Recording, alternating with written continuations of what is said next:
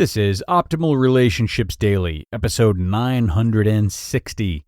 When your ex is dating someone else and it hurts, and how to move on, by Josue of melissathelovecoach.com.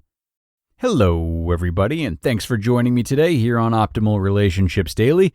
I am your host and narrator, Greg Audino, and I am so happy to announce that we've got another new author to read from today.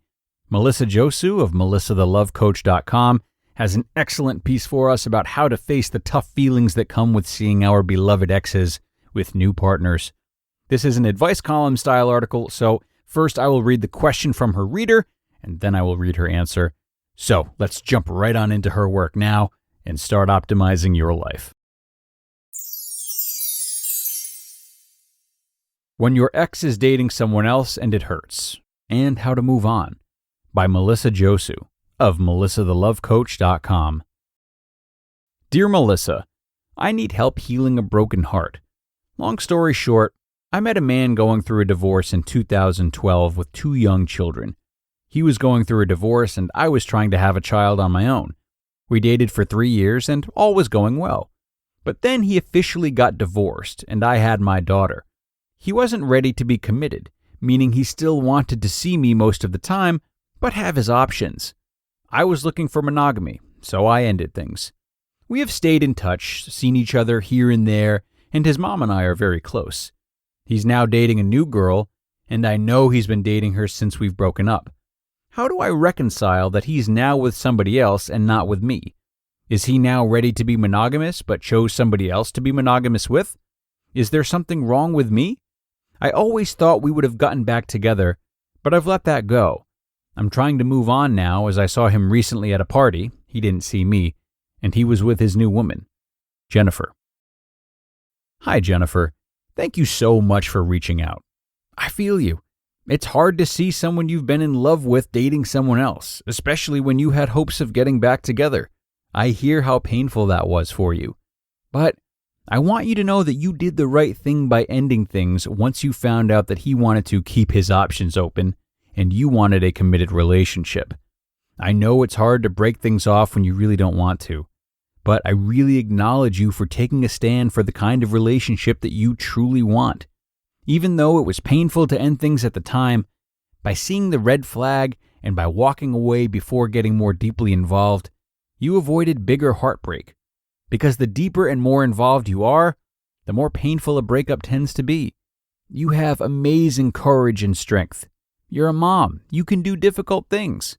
You have the capacity to heal. At face value, we don't know if he's ready for an exclusive relationship and or whether he's dating this woman exclusively or not. But we do know he's dating. But trying to figure out what he wants or whether he's ready for a relationship won't help your cause in moving on and could actually be the very thing that's keeping you from healing. How to mend a broken heart. To your question about how do I reconcile that he's now with somebody else and not with me, the best advice I can give you is to focus on the relationship you want, not the man. See, there's the man, and then there's your relationship with the man, and then there's your vision for the kind of relationship that you truly want. Focus on your vision for the kind of relationship that you want, not the man. Set your heart and attention on your dream for the kind of relationship that you want, not the man who is dating someone else. Because focusing on and pursuing the man that you want, instead of focusing and pursuing the kind of relationship that you want, is the very thing that's going to get in the way of you having that vision, of obtaining the dream of having a deeply fulfilling, committed relationship. And it's also the very thing that's in the way of helping you heal. How? Because you're focusing on and pinning your hopes on something that is beyond your control. And that's what makes it feel impossible to move on. Setting your heart on a man gives your power away, which is why whenever we're waiting, chasing, or pursuing a man, when we're in that energy of waiting or pursuit, it feels so stressful, it makes us anxious, and it's emotionally exhausting. Focusing on the man puts you on an emotional roller coaster because you're handing your heart over to something over which you have no real control. You have influence, but not control. You can't control his readiness for a relationship. You can't control whether you'll get back together. You can't control who he chooses to date or be with.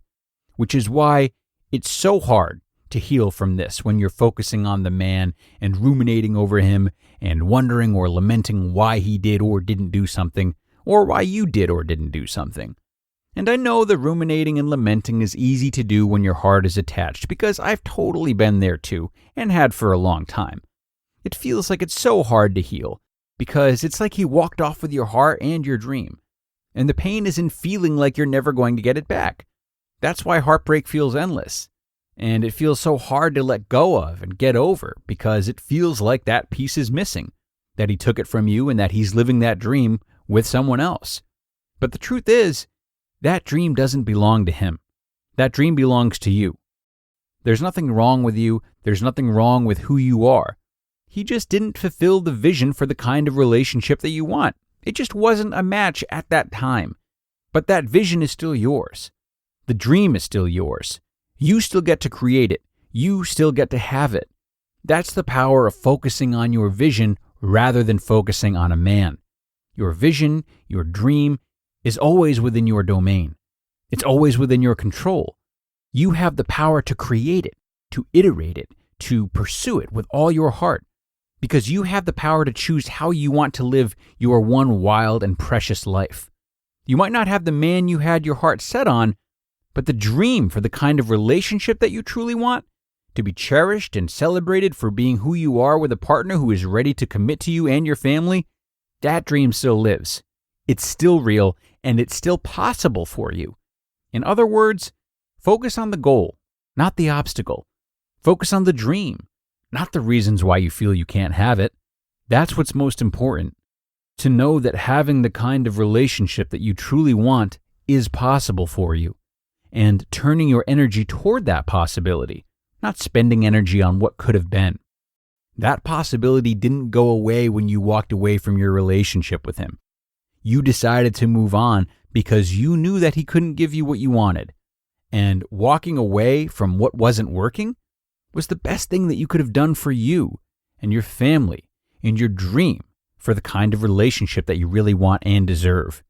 You took a stand for what you truly wanted. You made space for it in your life. And because of that conscious action that you took, you made it even more possible to make that vision you hold come true for you.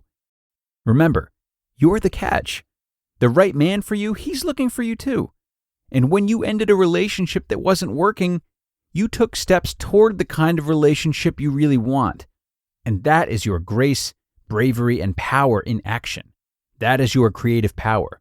The same power that is within you to heal.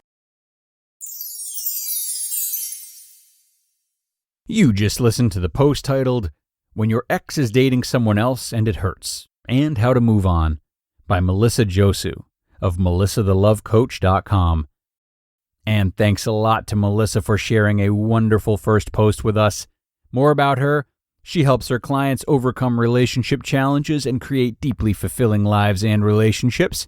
Her specialty is helping clients navigate the unique challenges of dating men who are in the process of divorce or dating men who have been previously married, with or without kids. And she's also a certified dating and relationship coach and specializes in working with women who are struggling to decide whether the relationship that they're in is right for them, or who are engaged to a divorced dad and are struggling with the pressure of becoming an instant stepmom. And I think a lot of her success can be attributed to what we saw a lot of in this post, and that is encouraging clients to focus only on that which they can control rather than that which is out of their hands. This really keeps the picture very clear for clients, not only because they waste less time ruminating on things they can't change, but also because they can then use that extra time and mental space to consider what else in their control that they've overlooked. For people struggling with dating, one of the best things they can now start focusing on is what they might be doing to drive people away that they've not considered previously. But whether or not you're struggling with dating, it's always nice to step back and take accountability for what we may be doing to drive away that which we're struggling to attain. Word to the wise. And that's going to do it for today, everyone. Hey, thanks a lot for being here with me today and welcoming Melissa to our list of contributors. Tomorrow, I will be back with an excerpt for you from author Erica Dewan and her book, Digital Body Language. You really won't want to miss out. So come on back tomorrow to learn about how you can create connection no matter what.